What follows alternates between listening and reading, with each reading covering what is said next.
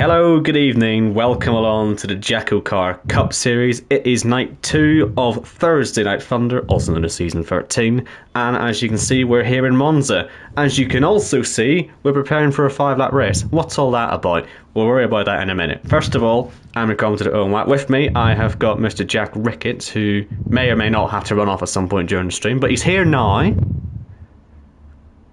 Hello everybody, how are you? We've teased this idea before, haven't we, the whole Monza Oval thing, but we've always preferred France for that because of the space it's got. But finally it's being done, and other than that, you know as much as me, Owen Wyatt. Yeah, so basically what happened was our Supreme Leader in Gareth Hall and also Ben Shaw decided ahead of this season that we'd have some wildcard races. We're going to have, I think, 3 of these this season, 2 in the regular season and then 1 later on in the playoffs, I believe. But this is definitely the first one. And the way this works is that in either qualifying or the race, something will be changed, which will sort of throw everyone off and make things a bit more exciting. And what they decided to do this week is they have scrapped qualifying and they have turned Monza's qualifying session into a 5-lap sprint race with no rules, which means the Monza Oval, as Jacko said. So, expect seeing all the chicanes being cut. This will be more interesting in France because there's, at the Ascari chicane, a massive gravel trap that everyone presumably is going to attempt to drive through. I don't think they'll all make it through, but we'll wait and see. But since this is still technically a qualifying session, we are going to be dealing with duels, I believe, still. I haven't actually asked whether the duels will still count because we've got qualifying slots and all sorts which are a bit irrelevant now. And probably can just ask Gareth that now. But actually, Jack, can you do it and I'll explain what a duel is. But I was just going to come in with something there. Yeah. If you don't mind. Feel free, yeah. It's obviously going to be very hectic, 5-lap oval at Monza.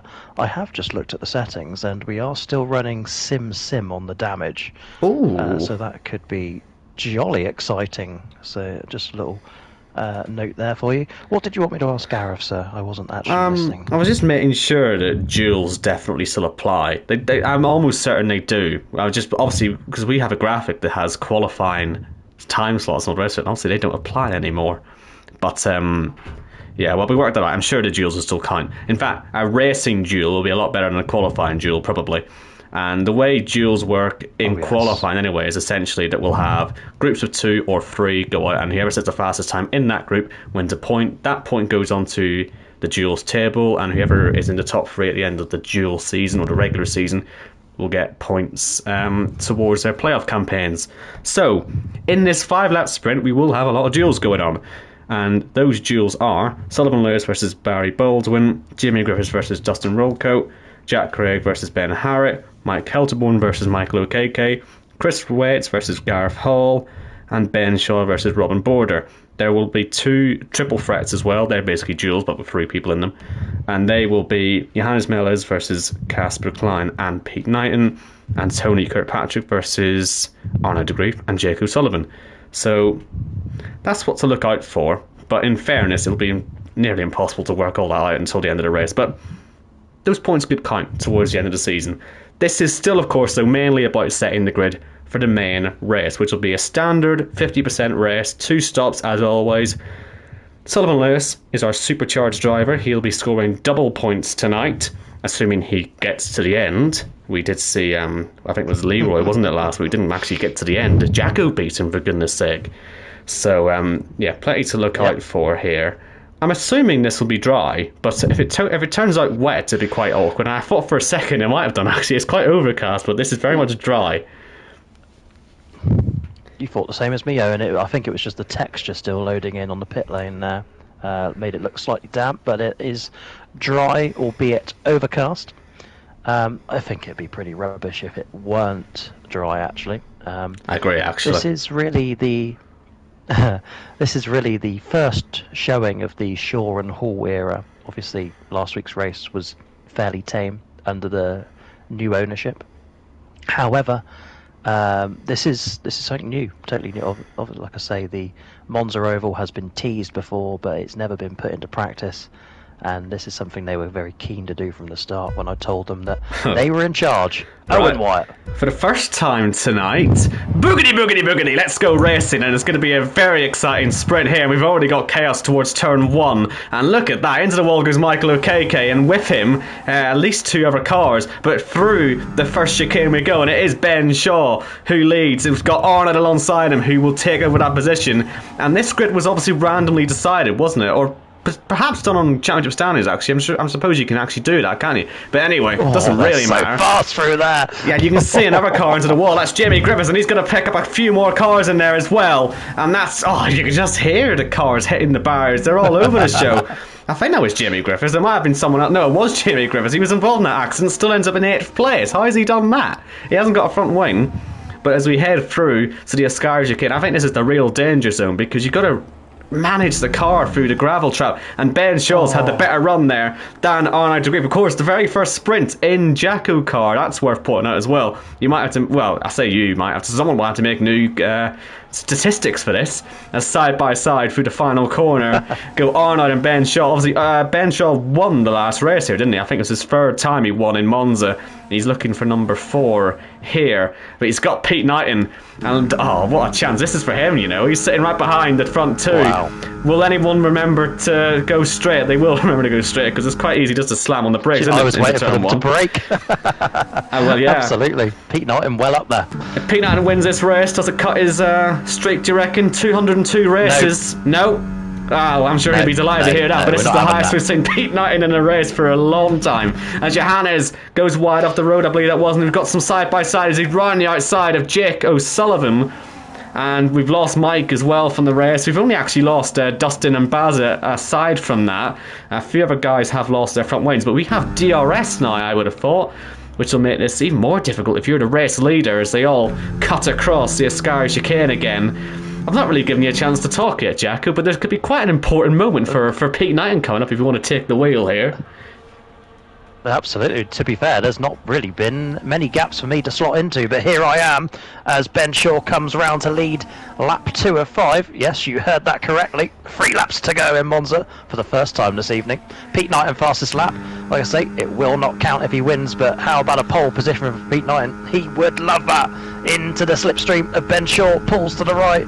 And my game glitched and they started turning to the right, and it scared the hell out of me. They're side by side through Curva Grande. But what an evening it could be for Pete Knighton if he can keep up this sort of pace. Now P3, Ben Shaw, as you took the words out of my mouth. 3-time race winner around here. He is, he calls himself the King of Portimao.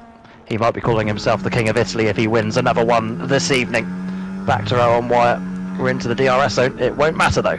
Yeah, just trying to keep an eye on what everyone else is doing in the mid-pack because there's so many out there that have lots of damage to their cars. But look at that. Pete Knighton, he has the lead for now. Ben Shaw's been quite good through the Ascaria chicane, though, it has to be said. ERS is also a problem.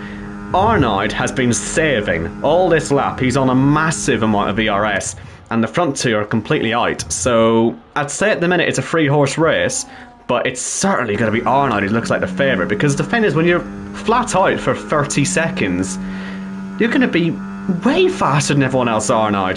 That's if you obviously don't pick up any punctures or anything. I'm just saying how much debris there is as Ben Shaw retakes the lead. I'm amazed no one's picked up a puncture in all this. This is Sim, which we've never had on an oval before. Obviously, we've done it in France in the past, and yeah, this is an entirely new sort of scenario for everyone involved. I'm amazed they're getting over these curbs, you know. Amazed.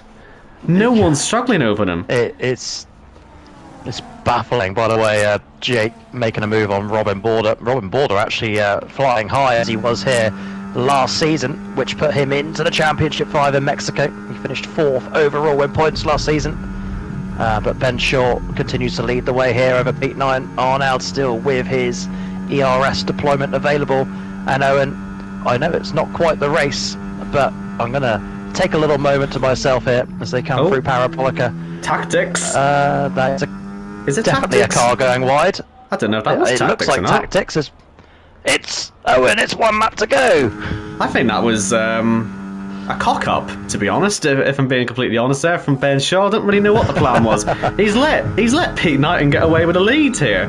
Now, Arnold, you've got a decision to make. Do you want to just let Pete have another sort of, well, I say another win. I mean, he could have won a Kia Series race and it didn't happen because he let our commentator, but we say it quietly, win that race on that day. Will Arnold be kind to Pete here? Because you just know Pete will love a win of any sort. Of any sort. Oh, absolutely. It'd be whether it's Arnold gifts it to him or he wins it genuinely. It's certainly more than confidence inducing for Pete. Through Ascari they come. I think Pete's got this. Here he comes, and not only is this going to be a win, but it's going to be obviously pole position as well. But here comes Arnold. Oh, is he going to take it right at the end? This has got all the hallmarks of season 4. Remember how chaotic that was across the line as they come out of the final corner. Look at the exit from Arnold. Is Pete going to put him in the wall? He is going to put him in the wall. Be careful, Arnold. He gets through. He's got the win. Oh, wow. What a fantastic drag race to the line that was. And that puts Arnold on pole position. Pete Knighton loses it by less than half a tenth. And Ben Shaw, he went off on the final corner and it just screwed him over, basically. I thought he was doing it on purpose to maybe nick some DRS, but it's cost him pole position here. Right. Wow. I can tell you who won the triple threats because they finished 1-2 there. That was Arnold and Pete won their triple threats. While Jacko talks, I'm going to try and work out who's won the rest of them. That was the 4th smallest winning margin in Jackocar history. It won't count, but if it did count, it would be the 4th smallest. You know the other 3. And in a second, we will see Arnold climb to the top step. Here he is. Yeah, Pete I may have skipped that. I need to look at results. Okay, I think he may be somewhat slightly disappointed by that.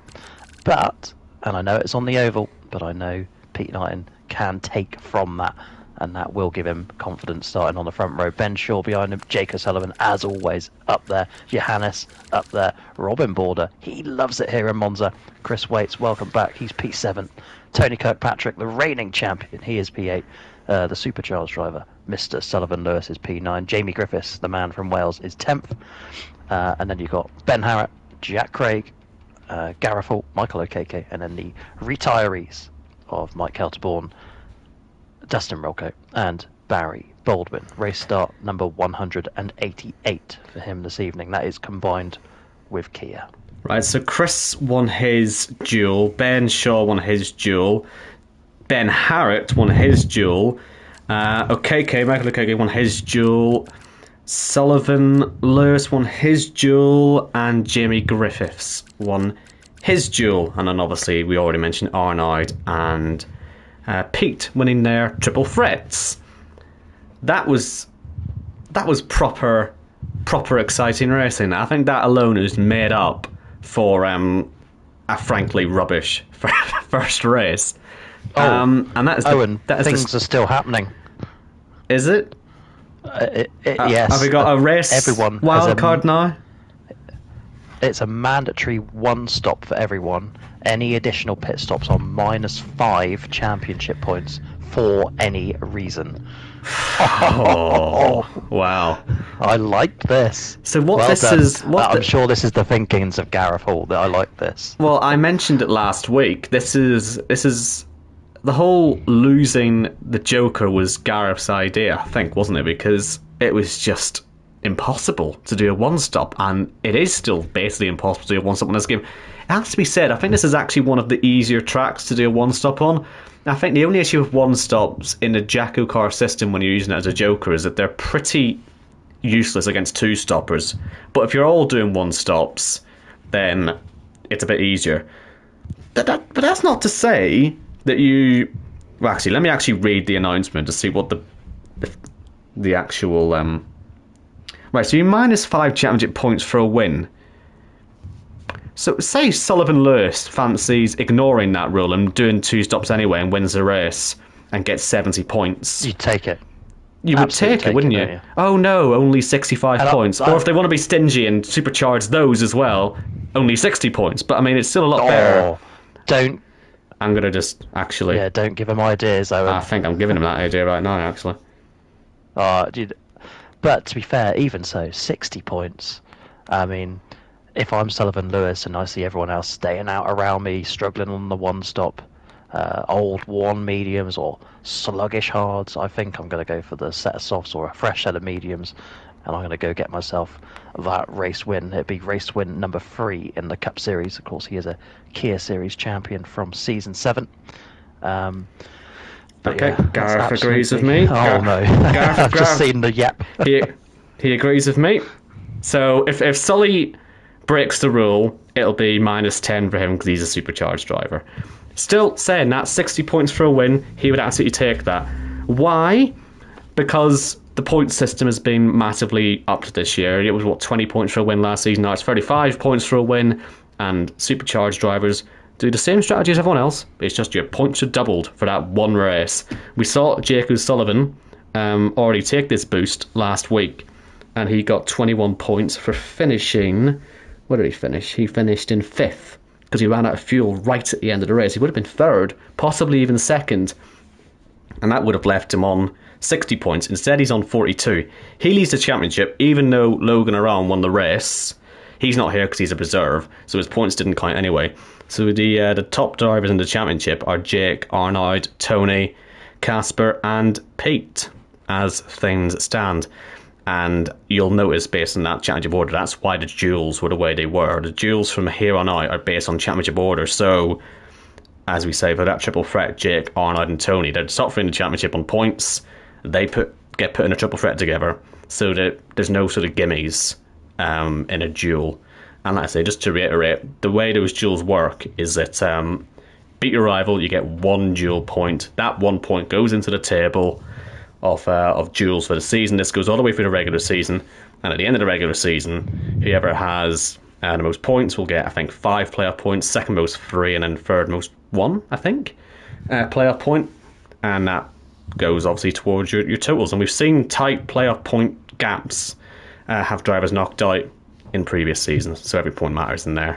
I don't know if they'll be continued on to the playoffs themselves. I can't be arsed to ask that tonight, to be honest. We'll work that out when we get there. No, so. We've got a lot to talk about already, haven't we? I've actually just asked in chat, do drive-throughs count as -5? And it's only pit stops of any reason, so a drive-through is not a pit stop. So yeah, and there is the call from Sullivan Lewis. Ready up. So let's just absolutely reiterate that for anyone who missed what's going on here. We will have a mandatory one-stop race for every driver. Any additional pit stops will take 5 championship points off you. And yeah, we'll see how that works out for everybody. Safety car rules as well are still in effect. So if we get a safety car in this, we didn't get one last week. I suspect we might get one this week. But yeah, if we get if we get one this week, you cannot take the mandatory stop under the safety car. VSC is fine, but yeah, full safety car, no. I think the most interesting thing here is going to be who takes a 2-stop. And what happens if you lose your front wing? Yeah. I mean, if you lose your front wing, having made all your first stop, I mean, it depends how late into the race it is, but you'll have to take a penalty. And Gareth has, Ben, I should say, give him credit, has also put in, these points are cumulative. So every time you make an extra pit stop, you get another 5 points. Yeah. So, you know, if you make 3 I had pit to stops, reread that as well. Yeah, if you make 3 pit stops, that's -10, 4 is -15, -20, and so on. And suddenly, if you're Sullivan Lewis and you're a supercharger and you have a disastrous race and you make 8 pit stops, you're losing 40 points. What they should have done here, Owen? They should have made it so that this was Monaco with the -5 for every stop. That would have been good. Because that would suffer, or the people that can't keep their front wing on P9, that would really affect them, wouldn't it? Saying that by the end of tonight. To be fair, that is the last race of the regular season. In fairness, a minus. Yeah. So I've just realised I'm really delayed in your ears, but yeah, there could be a minus point scorer on the overall standings after tonight. Yeah, we got 3 drivers on 0. So, well, obviously Corey's not going to score a point, is he? Because he's still banned. But Jimmy, as Leroy's not here either actually. So right, Jimmy Griffiths could start on 0 and end on minuses, but there's a few to get on minuses. Barry, Sullivan as well. Okeke could end up on 0, having started on 5. That'd be quite funny. Very in character for him. Oh no. Oh no. Yeah, I'm agreeing with you about Okeke. It's what he doesn't need. We need that boy to get some form. Jimmy Griffiths has just said in the chat, a one-stop is impossible according to the game. That inspires confidence, that, doesn't it? I thought this track wasn't too bad on the tyre wear. But anyway. I didn't think it was too bad either. Before we start, call me a winner. Oh. Who do you think's going to win this race? That's a great question. Ben Shaw. Yeah, I was going to go Johannes Melis. That's a bold call. He's had some really bad form recently. Do you reckon this is where he turns it around? Yeah. I think the rules will be in his favour today. I just got a feeling about him. But Ben Shaw, also a very good shout. And let's not forget about Pete Knighton and Arnaud de Grief. Very, very good round here. Let's forget Pete Knighton, actually, because I'm looking at him on the front row here, and that looks wrong to me. And the thing is, there's a real chance he could actually lead some Jackocar Grand Prix laps today. But we'll see how he gets on. We'll see how they all get on. Formation lap, as usual.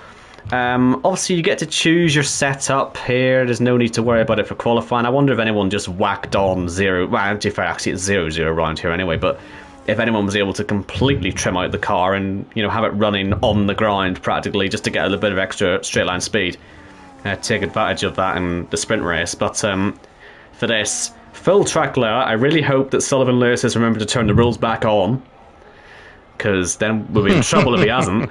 But yes. Well, we were waiting for a while, so he's got to have done, hasn't he? Fingers crossed. Let's just talk about the grid, because I don't know if you... Casper, by the way, obviously I don't think he did the sprint race, did he? We didn't mention him, but he's last now. No, he joined late. He joined late. So he exists. Here he is. Am I really delayed for you, Mr. Wyatt? I don't know what you're on about with this delay, because what do you mean by a delay? Well, I can talk and then I can hear myself again through your own speakers like a couple seconds later. So I must be live to you, but I'm then hearing the feedback from you. Okay. I don't know. I've turned... Hold on. I'll turn my volume down. How about... Might well be that. Start speaking a wee bit.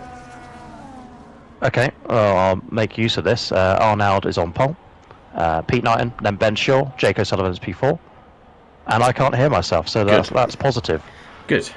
Yeah, this is... I've had issue with the microphone tonight, because I came to the party and it was shocking, wasn't it, earlier on? So, yeah. The Blue Yeti... I'm not normally that delayed. Yeah, the Blue Yeti that's been running... It's had a good old stint this spin. I might need to get replaced soon, I think. It's maybe a good excuse if it starts playing up on me. But we've got Casper parking up on the grid, and you can see the AWS strategies there. They're saying 2 and 3 stops are the way to go. And I'm going to quickly change my audio settings again, because I like using it on driver, but it sounds rubbish on the broadcast. So we'll whack it onto broadcast as we sit with Arnaud on pole position. He's our first ever sprint winner, but will he get down to turn 1? And for the second time tonight, boogity, boogity, boogity, let's go racing at Monza. And looks like a good start from Ben Shaw already. He's got onto the slipstream, and Arnaud will cover the inside line as Ben moves up into second place. Who's going to be late on the brakes into turn 1? It looks like that's a very out of control car. Oh no! Who was that? It was Tony, just totally out of control. And that is a safety car already. And OKK's picked up a 10-second penalty. A lot of cars will have damage, including, guess who, Pete Knighton. But this already causes problems, because if anyone pits under this safety car, they're going to be copping a 5-point penalty, because you can't take another set of tyres at the end of the race. But there's cars out there with damage now. So we already have our first big dilemma of the evening.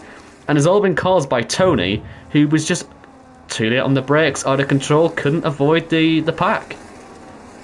Yep. If it ends up being one of those chaotic races like we do have around here at Monza, it may well be a case of who takes the least amount of pit stops rather than only taking one. it could well be that kind of evening. It certainly looks like it will be for the likes of Pete Knight and Michael O'Keke. You know, familiar names, unfortunately. And quick mention, by the way, of Casper's livery. I quite like that one, I must admit. Yes, he's gone away from the chrome, hasn't he, this time? He ran chrome last week, which I liked, but I do also like this one, which he ran towards the end of last season. Just was having a look there at Sullivan Lewis. He has survived the chaos at the start, which is obviously vital for him in this, because, yeah, he's the double points are so important. But here we go then. So, we've already got 3 pitters. These guys will definitely be picking up penalties. Because there's only one mandatory stop. This doesn't... Well, hold on a minute, but this... hold on a minute, though. So is this a mandatory... This isn't obviously a mandatory stop, so does it actually matter? Yes, it is. Yeah, this is a mandatory stop. Yes, well, no, it's not. It's under safety car. You can't do a mandatory stop under safety car. Not under... Of course you can't. Not under the new rules, so... There's my name above the door, but I don't know the rules anymore. Yeah, so does this... My point with that, though, is that... So they've actually not done a mandatory stop yet, so... Will a 5-point penalty apply when they come into the pits for the second time? Is that what the rules said? You know what, I've got a funny feeling that at the end they're just going to tot up all the stops that everyone had. Yeah. And then just penalise the amount of stops that there are, -1. See, I think it's irrelevant. I think that's a slight, badly misworded way of, you know, writing the rule. Because the rule is a mandatory 1 stop for everyone. Any additional pit stops are -5. So, okay, yeah, right, I'll go with what you're saying then. I'll go with, because actually we'll just blame Gareth anyway when he confuses everyone. So 4 drivers have made non-mandatory stops. Sorry, yeah. Do you know what? That entire thought process I've just had in the last lap, ignore it. They're going to make 2 pit stops, and that second stop is going to be illegal. So, yeah, ignore that thought process. I think I've just confused myself, really. No, obviously, what's irritating, do you remember we used to have... What was the system we used to use that could track all the drivers and we could see how much damage they all had and stuff? TAS, there it was, yeah. Wouldn't it be useful to have that? Because we've had Tony just spearing into so many cars. Some would have picked up front wing damage, but a lot of side pods got hit in there at the front. So, you know, we saw it with Johannes in Bahrain last season. His car lit up like a Christmas tree, it had that much damage. It's just I just wonder how many will have that sort of damage now from what happened. By the way, just because no one else is going to mention it, because hopefully he does stay up there, but in case he doesn't, where's positions gained? Yeah, 7 places for Jack Craig and 9 for Justin Rolko. Isn't that just fantastic? I don't think I've ever seen them this high. That's no disrespect to them, but they've had a very good start. I can tell you actually that... Hold on, let me go down the order here. Jack Craig you're looking for, unless Jack's had a 4th somewhere, but I feel like I've never seen him in 5th. Jack Craig, where are you? There he is. His best ever finish is 9th, and Dustin's best ever finish is 8th. Yeah. And I think Jack is still running the Europe livery. I took part in a race earlier this week. It was a Europe versus Brazil thing. Casper was in it, Jack was in it. Jack was a commentator, I think, actually, for it. But he's still running his Europe colours, so Europe lost. It wasn't my fault. I finished 3rd. Casper was 2nd. We did our bit. But, yeah, that's the livery from that. Just because he'll be watching this, so I've noticed. Nice livery. I didn't design it. I think Baz had designed it. Is Baza running it as well? No, he's just running his... Where is Baza? Yeah, he's just running Mercedes colours, I believe, is that? Looks very much like the quote-unquote new Mercedes livery that came out today, that. Obviously, we've now got a horrendous camera angle of it, but I assure you that's, I think, what he's trying to do with it. Obviously, he likes the Brackley lineage, doesn't he? He'll ever run a Braun or a Mercedes colour scheme. He does. I must admit, I've not actually seen the new Mercedes yet, so I'll take your word for it. You know the way the silver, you know the way they've done it like a half and half, haven't they, for the last few seasons with the silver and the black? Yes. It's the same concept, except down the side pods, they've got the silver bits, a bit like the Adidas logo. Okay. So it's a bit different. I say a bit different. It's effectively the same idea. They just shoehorned a little bit of Adidas I'll tell you what. advertising Should into I? it. Let's have a look on Instagram, shall I? That's probably a good place to start. That's yeah. Mercedes From the side AMG view. F1. Yeah, them lot. Oh yeah. Oh, that's quite nice. I think it's quite clever, actually. I like that. I'm a bit sick of that style of livery for them, to be honest. But I just respect the fact that they've gone Adidas. Why not just be a bit sneaky with it? So it is actually two extra like stripes, isn't it? So it's 5. But if you look at just the middle 3, it is Adidas. Yeah, you can see that in there. I like that. I bet they felt well proud of themselves when they designed that one. It's nice to see a good livery because tomorrow you've got Ferrari and Alpine liveries coming out and they're going to look awful. We've already seen the Alpine actually. It's been on track doing a shakedown and it looks hideous.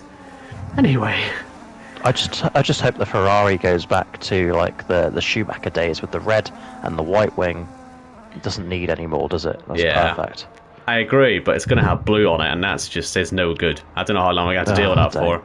Anyway, race has restarted. And Arnold, that is a very good restart. I think Ben Shaw wanted nothing to do with that, but it might... I'll say it might cost him, but he's actually got a good gap. I thought Jake was pulling out to pass him. He's pulling out to defend from Jack Craig. He was diving up the inside of himself and Chris Waits. There was a car that went on there, wasn't there? I couldn't tell exactly who it was. Yes, there was. It half spun, but I didn't catch who it was. It might well have been Gareth, as he's still falling down the order. Oh my god. Look at this.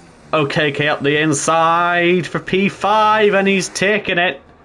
He's got half a front wing, but he's in the top 5. Look at that. And he's all over the back of Chris Waits. Is Chris one of the drivers that picked up maybe side pod damage? He's already lost 2.5 seconds to the car ahead of him on this lap, or 2 seconds I should say. Obviously OKK's car is quite badly damaged as well. But yeah, good to see those two up there. And now we've got Dustin coming by Jack Craig as well. And he's got the full front wing on his car, so I would expect him to be after Michael Okeke before long. And there's a few drivers having issues through Ascari, and one that's gone very wide on the way out of it, and that was Baza. Pete's broke his front wing again. I can see him in the background. So was he the one who went off? I think that's also Ben Harrett. As down the inside goes Mike Kelterborn and Sullivan Lewis, who again, I'm going to keep reminding you, is supercharged tonight. He does not want to get caught up in an accident. And in fact, he's going to move himself up to P8 as we see Casper up into P6 ahead of Dustin, and he'll be after OKK before long. But look at the racing down towards Turn 1. There's your shout for the win in Johannes up the inside of Sullivan Lewis. He's into P8. You know what? He was 14th in the middle of that lap as well, so good recovery from Johannes. I was just going to say as well, this is the kind of race where if you just keep your front wing on you, you may well get a good result with the way the rules are this evening. We have never seen anything of the like, and still things are going well for Michael Okeke. Jack Craig has been off the road and he's recovered back on, but he was side by side with someone through the De La Rosa chicane and ended up in the gravel trap, which is a shame for him, as OKK loses that top 5 spot, but he did cross the line in 5th. Obviously he won his last race here all the way back in season 2, so he does like this place. But yeah, he'll be watching Casper drive off into the distance, I would have thought, as they all come through Ascari again. Actually. Yeah, Casper obviously from last on the grid. We'll say it every week. There's always a nice chance for someone to win from last, and it's weird actually, isn't it? It always seems to be one of the good drivers that ends up last on the grid. But anyway, he's up into 5th. We'll see how he gets on. Arnold leads relatively comfortably from Ben Shaw and Jake O'Sullivan, who does have DRS, but on this track DRS I must say is probably quite ineffective just because you're running 0-0 wins anyway. And that's off the road for Sullivan Lewis, and there's a lot of cars behind him. He might find himself getting swallowed up here as Jamie Griffiths moves up ahead of him into 8th place. He won his first race here back in season 4. We mentioned that during the sprint race. It was a very reminiscent ending there with Arnaud, who didn't get put in the wall this time when he won that sprint earlier on. And what a moment. So hold on, we've got a car, 2 cars, 3 cars all involved, and that is Mike, Robin, and that's another safety car. Surely it's VSC only. Who was the other car? I think Baza, who had to take avoiding action, but that was Robin and Mike coming together on the exit of De La Rocha chicane. It looked to me like it was Mike that came across. I'd need to watch it back again. I know it was definitely Robin was the one on the outside of the corner getting pinched, and it is not a full safety car, so Mike leaves the session. But yeah, no mandatory pit stop can be made here. So for the guys with damage, they'll be looking to repair it, but it won't be mandatory. There's a lot of them with damage as well. Yeah. The advantage here for Mike and Tony is that they can do no worse than finishing their night with 0 points. That's a good point, yeah. Yeah. It's not like they took a stop and then DNF'd. Imagine that. That's like a double whammy, isn't it? Getting the penalty for extra pit stops and then getting a DNF. You may as well have not raced. Yeah. I think that might be the concept. I'm gonna watch back the well. That's a good point. Yes, and again, encouraging people to not retire from the race. We're always trying to get drivers to stick around. I'm just gonna watch back the incident there and just make sure that So it was Mike Keltborn sort of pinched Robin on the exit of the Ascari chicane. I thought that's what, or of the De La Rocha chicane. That's what I thought happened, and it is what happened because I've got eyes and they work, thank goodness. So that is what happened there. Robin, I believe that is already a 5 second or 5 point penalty, isn't it? You made a second stop, and he still has a third to come. So that'll be 10 points actually you'll be getting, because you're not getting those mediums to the end, and you can't anyway because it's under safety car that pit stop. And that means, where is he in the standings? He's on 9 points. He's now going to be on if he DNS from here, he'll be on -1. And that's exactly what I said in qualifying, isn't it? Like, there could be drivers that end up on minus points this evening. 2 races in as well, not even through penalties. By the way, we'll congratulate you on explaining the concept of how eyes work. That was enlightening. Yeah. Thank you very much. I thought Big fan of that. Yeah, I thought I'd do Jackocar for once this time, just to see if I'd called it correctly at the time. But yeah, we've got. I just wanted to mention, by the way, I don't know why I've cut away from him because I was going to mention him, but Ben Harrett is going very slowly. I mean, he's got Jack Craig, well behind him, but I mean, he's not going to pit either. But these guys are 8 seconds behind the safety car train. Just seems like it's taking him an absolute age to catch up, as Pete Knighton will cop another penalty. Wow.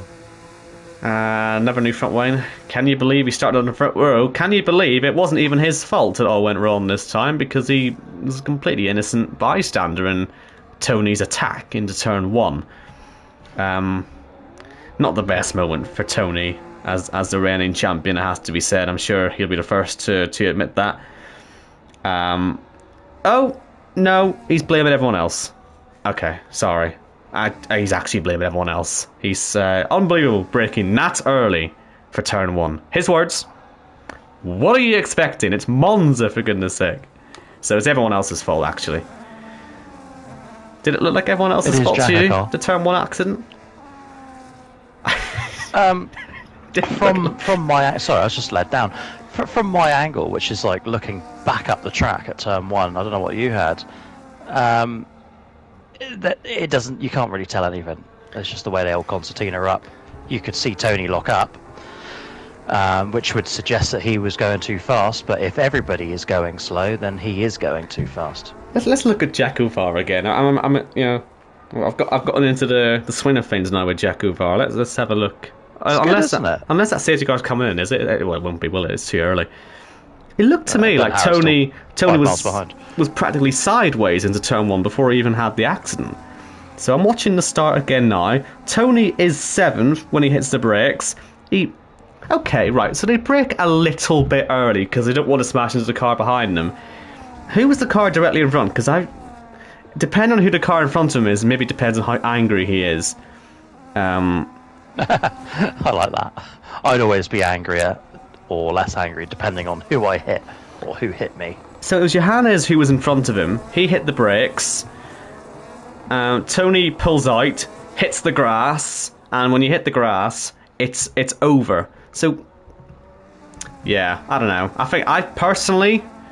feel that's more Tony misinterpreting the way turn 1 works. It is turn 1, lap 1. Yeah. I will say that. It's the one place you do not want to be braking late, because you're going to crash. Yeah. And he did. Oh, and a little note for you here. All these safety cars will be helping the tyres go to the end. Yeah. So it might be a boring race, yeah? Maybe that's their plan. They've all agreed to, one by one, crash out so that the front runners can have an easy life, and we'll be looking at another Arnaud victory. Is it as straightforward as that? It could be as straightforward as that, but at the rate we're going, with the way these safety cars are coming out, you know, you could still have people getting unlucky because you can't make the mandatory under safety car. So, say if you're Arnaud and all the rest of them and you want to pit on like lap 12 or something, and the safety car comes out and you can't, then that can make life a bit difficult. Or maybe one or two people do say, I don't know, if you're like Johannes or OKK and you pit and then the safety car comes out, you know, that sort of thing could cause a bit of chaos.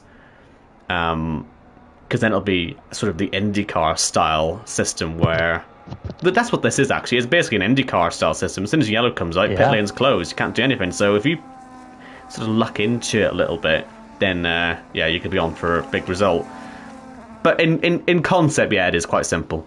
But everything's simple in concept with Jackocar, and 13 seasons later, it still doesn't work properly. So we've gone races again. And I think we've got already 2 or 3 wide action behind. Arnaud's had 2 brilliant restarts in this race, it has to be said. And we got a move from Jamie Griffiths up the inside. Someone else has lost a bit of their front wing. It was Casper this time. As Johannes in P6 ahead of OKK and Jamie Griffiths. They were 3 wide on the main straight. And Chris waits as Jacko prepares to leave us. That might well be the end for Jacko tonight, but we shall keep going here. But yeah, Chris waits. He's let Casper go, but Casper might well have hit him actually into turn 1. I think he was the car directly ahead. As we see Sullivan Lewis, he's on those hard compound tyres. I think he's the most at risk if any sort of late-ish safety cars come out. If a late-ish VSC comes out and he can get himself into the pit lane, then things are good, but he'll obviously be going relatively deep into the race. I'm expecting maybe a lap 17 or 18 stop for him. For the guys on mediums, at the moment, you could pit really any time. So we'll see what happens. Obviously, one of the safety cars, a second one, started off as a VSC, so I'm going to tentatively say we may only have 2 safety car slots left in this race, as OKK struggles round the final corner. Will he be the first one to pit, actually? He will be. Well, behind Casper. The 2 damaged cars then come in and will take mandatory starts. Ben Harrett has sped, not ideal. Easy to do, but I mean, just brake a little bit earlier. I mean, it just saves you so much more trouble than it's worth. But anyway, they do it every week. New front wing for the number 50 machine. Casper OKK as well will pick up new front wings, and OKK, he had to take a 10-second penalty earlier, remember, from an accident he had earlier, which probably wasn't even his fault. And Pete Knighton, by the way, even though he's made a couple of pit stops, he's already back up into P9. We'll have to work out exactly how the penalties work after the race for the points, as Pete nearly loses it actually for the first Lesmo. But yeah, Pete making an okay-ish comeback. I've not really looked at our Supreme Leader yet. It did occur to me during the safety car, but I didn't give him any airtime. I don't think I gave him any airtime last week either, really. You've been a bit anonymous so far, Gareth. You've got to, I don't know, do something interesting, as Pete immediately undoes all the good work and picks up a 3-second time penalty, because of course he does. I say one good thing about him, and it already goes wrong. Ben Shaw, I think he's going to pit, because he's struggling for pace. Oh, he's in the wall! Oh, Ben! Oh, I tell you what, you've got away with one there. I thought that was you out of the race for a second. I thought he broke too early, actually. But then he suddenly was sideways. Has he broke the front wing? He hasn't. Oh, Ben. I'll tell you what, you won't get away with that again. Never again in your life. And Jake O'Sullivan may be slightly frustrated to see that happen in front of him. I don't know if that cost these guys any time. And look at this for a 5-way scrap. I bet a front line's come off one of them. This is Pete, Dustin. What on earth's going on here? Dustin's not even full throttle, is he? What's going on there? He's so slow.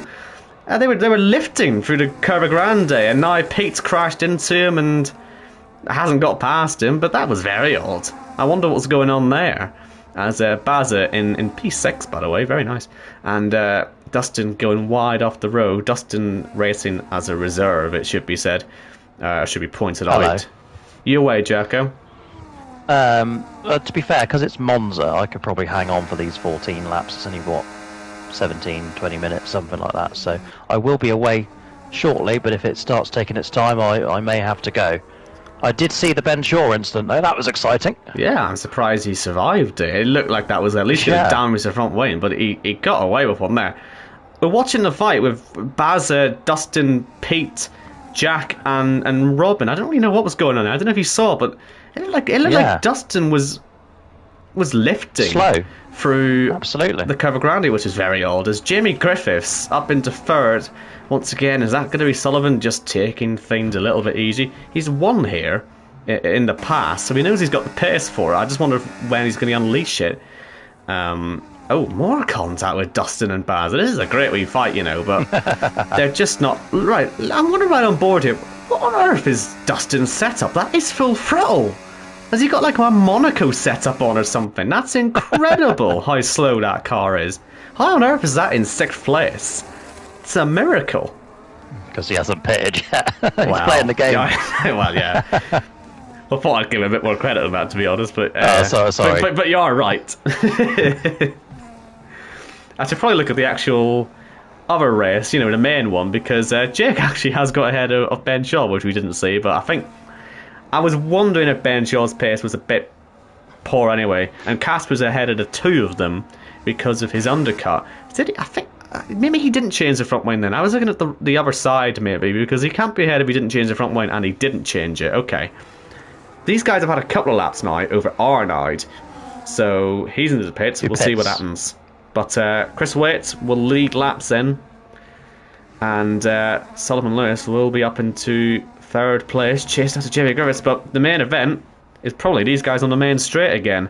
Baza, Jack Craig, Dustin Rollcoat. Where's Arnaud going to filter into this? Is he behind them? I think he is behind them, which is good news for him, I think. I don't think he wants to come out in the middle of this. But will he be ahead of Casper? Again, these two, they get along relatively well, apart from, China last season, but we don't mention that one. Was there a car off there, or was that glitching? Anyway, yes, there is. Jack Craig. Right, well, we've got a 5-way scrap for the lead here, so Jack could really do with getting out of the way of this. And, Casper, he burnt all his ERS, and I tell you what, Arnaud, he will be looking in the mirrors now, and he'll be seeing Casper, Jake, Ben, and Johannes all in the fight for the win. How the hell did that happen? He was clear of the lot of them. And now 5 seconds they're gonna clear have as well. Yeah, and now they're going to have to chase the 3 ahead. So this will be interesting, because I don't know when our supreme leader, all the way up to... Well, hold on, that's a separate battle, actually, sorry. I don't know when Dustin, Baza, and Robin are looking at pitting. But we know that these 5 are going to be faster than them by some margin. This could get very exciting. And that's why we love Monza.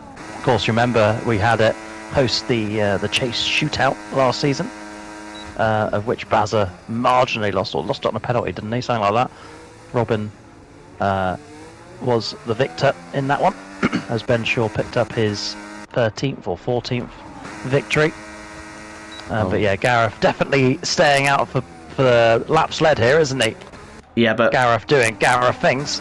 We've got a potential fight for the lead here, and we've already seen Johannes get by Ben Shaw. That's for net 4th. Arnaud's now caught up to the 3 fighting in front of him. I just can't believe this.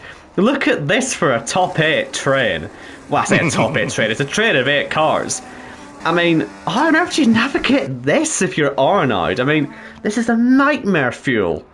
Oh, and Baz has nearly gone off, and Robin's defending his position, and oh, look at how slow Arnaud's having to drive. And Casper's all over his gearbox. Oh, look at the defense from Dustin. Oh, no! Oh, it's all gone wrong. And that was, I was, right, let me correct myself. That wasn't Dustin. That was Robin. But, my goodness, that was murder. That was murder. That was one of our best crashes ever. Shocking. And Casper, who I was on board with, he's gone. He's just gone. He's had enough of that. And I don't blame him. He's had an airplane crash. They practically hit the bridge there. It was that big an accident. Wow. Now, who does this benefit? Well, it benefits, assuming they escape with no damage, it absolutely 100% he's not got a front wing, mate. It absolutely benefits. It absolutely, yeah, no front wing, man. And he'll cop a 5-point penalty as well. Bit unfair, but yeah, this will benefit our championship leader in Jake O'Sullivan. It will benefit Johannes, your pick for the win, and no one else really. I mean, I'd say it helps Peak Knighton out, but he's got penalties, points penalties to take. But he's in a good position on track. And he can still be on for a podium. He already has a penalty. And hold on, we're still racing. That's okay, nearly going into the side of Arnaud. Actually, this isn't going too bad. Assuming, because so many guys haven't actually pitted yet. Ben Harriott and Pete Knighton have got ahead of Ben Shaw and Arnaud, but apart from that, no one else has really gained anything. What it has done is that these guys on the hards up at the front, these top 6, I mean, they're screwed. Yeah. Essentially. Jack Craig, by the way. Oh, yeah, of course he has not pitted, has he? Screwed, yeah. Screwed, yeah. Right, I really cannot wait to see the reaction to that. I've just watched it back again. Robin, absolutely entitled to defend, but it was... He just moved so many times, move. Yeah. He says himself in the chat, I really don't know what happened there. That was quite unfortunate. See, the issue is, though, with that train being 8 cars long, what are the chances he was even looking behind him? Do you know what I mean? Like, could he have just been focusing on the car in front of him and thinking, oh, how do I get past? Because they were fighting all the way through. So, yeah, that could well be a case of the guy ahead of me is moving a little bit, let me just follow his slipstream. Oh, hold on, Arnaud's there. And then all of a sudden, they've crashed and it's all gone wrong. Hell of a crash. I can't believe it didn't take out more, I mean, we you could sense it was coming. But, oh, yeah. They were quite lucky, the rest of them, that was contained on the left-hand side of the track. If that happened on the right-hand side, on the racing line, then they're in real trouble. But there's still time for that, because we've got a restart coming with loads of guys on horrendously old hards, with guys on much newer hards, and if you're Jake O'Sullivan, you're going to have to deal with this all over again. Because Jamie Griffiths, Gareth Hall, Sullivan Lewis, they were all fighting quite hard as well. Dustin's been really struggling with straight line speed. Will that catch them out?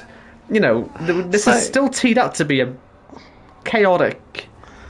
And Owen, that's why I can't go to work yet. I think I've got to stay with this one. Is Jamie Griffiths good? No. Or is that a non-mandatory?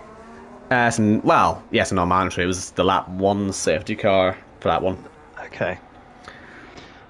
Wow. From what I can tell, the only ones that are good are Jake, Johannes, Ben Harriott, Pete Knighton, Ben Shaw, and Arnaud. And OKK as well, actually. Sorry, OKK. Yeah, OKK's good. Right, here we go. Let's restart this race. And only 14 left. Higher points on offer for higher positions this season. So, I mean, the less people that finish this race, anyone who does finish it will be loving the points they get. But look at this. They're already at it. On the way towards turn 1. It's already 3 wide. Let's say, Jake, how does Jake navigate this? There's been a crash, there's been contact, there's more contact, and Jake is just stuck where he was. And here comes Johannes, alongside the man that Jacko said was going to win this race. He had a feeling. Look how slow Dustin is. Wow. 3 wide. How have they done that? I can't believe they made it through. Fantastic driving. Absolutely. Oh no! Jake's lost his front wing. Oh, God. He's hit the back of Bowser's car, and that's going to be Johannes into the net race lead now. My goodness. And he's got ahead of Dustin. That was really important for his race, and he's gotten through. Pete Knighton is up the inside of Dustin now, and he's going to have Ben Shaw on him.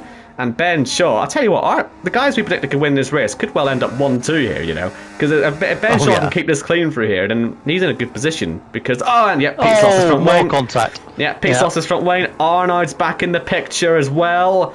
And, I mean, this is purely for survival now. I mean, how on earth do you get through this? Then everyone's nerves must be absolutely shot. Here comes Ben Shaw on the inside of Dustin, and he's through. Arnoud follows him. We have some pit stops, and that will make things a bit easier for the guys at the front. But it's Johannes who is now chasing our supreme leader, who, as you say, Jacko, wanted to lead some laps. He's going to lead some. And we got 3 wide as Arnoud gets 2 cars at once. He is not out of this yet. My goodness, what a race. Do you know what? I've got a question for you, Owen. Say Johannes wins this, he's got a -5. Does he win the race but lose the points, or does the points put him behind Jake O'Sullivan and Jake wins the race? I'd be saying win the race. I'm not really counting the points penalties, because if you're counting, if you're going to count the points penalties, then practically no one wins this race, because everyone's breaking the rule really at the minute. Well, I say that. Actually, a lot of them are following it, but yeah, Johannes, who's taking the lead now, they can't take the win off him. They can take some points off him, but that's what I'm thinking. I think he'll keep the win, but he just won't get the points for it. Yeah, that's why I'm saying. Let's just look at the points at the end, because we could be here all night if we're going to try and work out a winner based on who actually scores the most points. But anyway, Johannes leads for now. I say for now because the opposite is now true for what we were saying about people getting screwed over by pit stops, because now if there's any accidents, it'll be these guys on the hards that are in trouble, because everyone on new mediums will get to sort of catch up. So yeah, we'll keep an eye on it. Part of me is expecting this will all calm down a bit now. But yeah, we'll wait and see. I think, in fairness, we've had enough chaos in one sprint race and another race here to do us really. It's been a much better event than Mexico, and you were saying it before, Joe. This could very much be a springboard to more than just 2 or 3 of these a season. Yeah, it feels much more Jackocar, doesn't it? We always like the gimmick. Oh, penalty for Johannes. And that would put it out of the question, because he won't win the race anyway. Because Arnoud's very close. Arnoud, who I cannot believe is even still in the race, he could still win it. Unbelievable. And I don't believe he's to blame for the crash, but if the stewards rule against that, I don't think they will. But he could be summoned to having the win taken off of him. I don't think it will happen. I'd not be looking at penalising anyone for that incident, to be honest, because I like that. Yeah. When it's an 8-car train, good luck, basically. At a certain point, just good luck. It's not like what we saw with Tony down to turn 1, where one driver misjudges it. That could have. You've got too many things to think about when you're looking ahead and behind you on that straight at that speed. I just don't see how you could blame someone for it. But I'm sure they'll try. I'm sure they'll try. By the way, Ben Shaw, he got past Jake O'Sullivan just then. Yeah. Let's say, I think Jake's in a bit of trouble, isn't he, with this damage? I mean, what's he meant to do? He's just got to sort of crawl round. If he crawls round slow enough, Michael Okeke could be on for 4th place. Could be. He's kept everything. Again, he'll lose some points because he has broken the rules in the pit stops, but. Has he? Hold on, has he? Sorry, hold on. No, he hasn't. Sorry, ignore me. Sorry, Michael. Okay, it's all right. You've been behaving. So yeah, if Jake loses another second or 2, oh my god! I thought he nearly lost it there. Did Michael? Michael's already 5th. Right, we'll say that he's 5th at the minute. If Jake loses more pace, keep an eye on it. How hard's Johannes going to fight this? He saw the accident that happened in front of him. Does he feel bad for Arnold in any way, shape or form? Will he just let this go? I don't think there's much he can do anyway. He's going to try and defend, but he's got the penalty. He's got Arnold alongside him. He knows Arnold's probably faster at the minute. And Arnold, he leads in Monza. What a relief for him. I'm sure he didn't think he'd see the lead of this race again. I'm sure of it.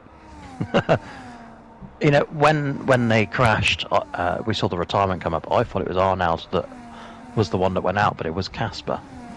So as it stands, Arnold chasing what would be win number 22. He got pole number 27 earlier.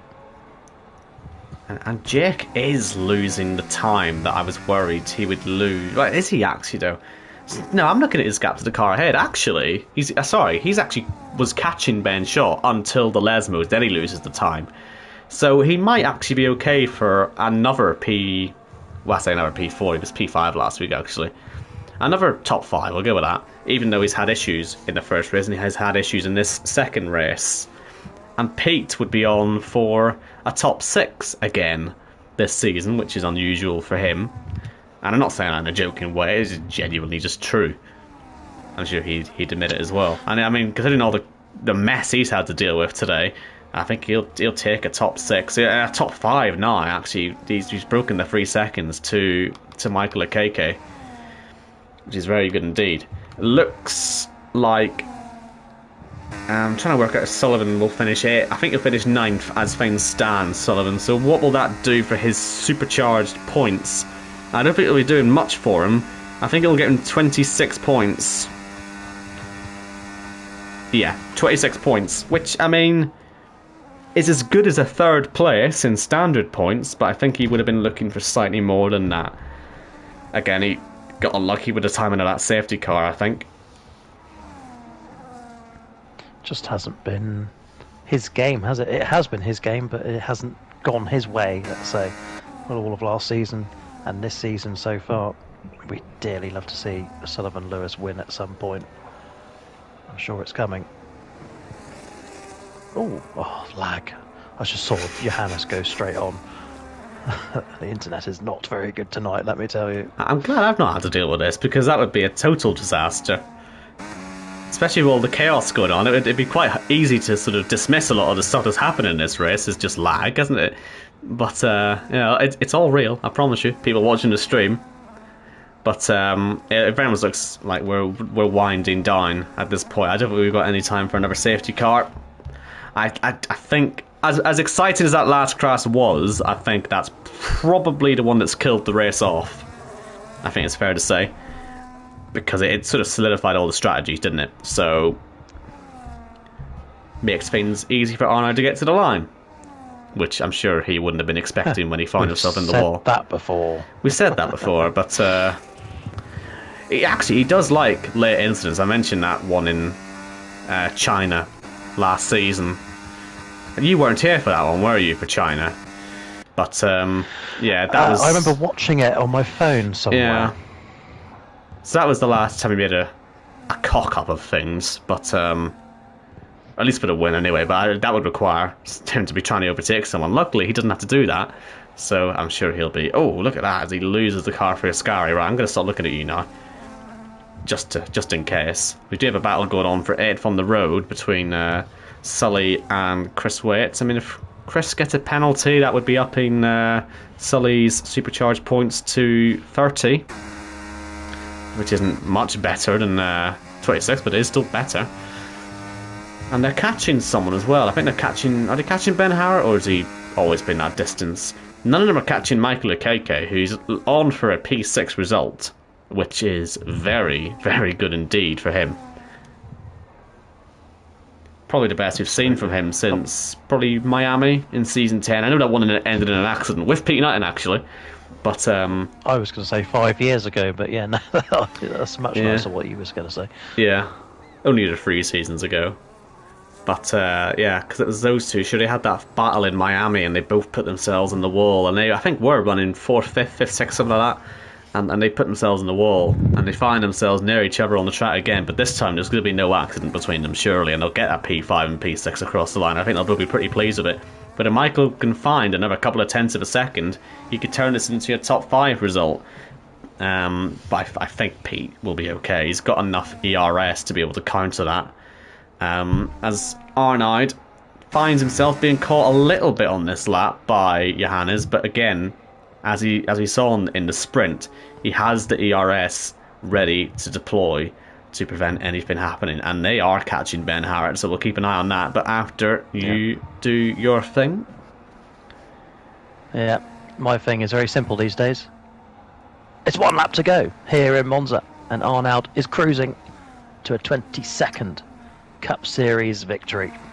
And look at this. Season 11 champion. We've got Ben Harrett, who's hemorrhaging time. I was wondering if he was, and he is, because he's got 2 cars on the back of him now. The first one's come past already. That's very concerning to be that slow. I wonder what's happening there with Ben Harrett. So he's lost 2 in one go, and he's not... yeah, okay. His tyres must just be about to explode, I'm guessing. Because he's been on those 15 laps. Can't be doing him many favours, but that should put Sullivan on to his 30 points now, because Ben only has the 16 seconds of penalties. Johannes, by the way, has 6. I didn't actually notice that. That's not going to take him off of the podium, but keep an eye on it just in case he picks up one more. But for Arnaud, he can afford a penalty now, and he'll still win the race. And for a driver who won the sprint, got involved in a big accident about 10 laps ago, he's come through, as he always seems to do, to come out on top. It is Arnaud who picked up his first win in Thursday Night Thunder, ahead of Johannes. That will be replaced by Ben Shaw. Second place in Monza. Johannes will be third. Jake survives the front wing damage to come home in 4th place. It could have been more.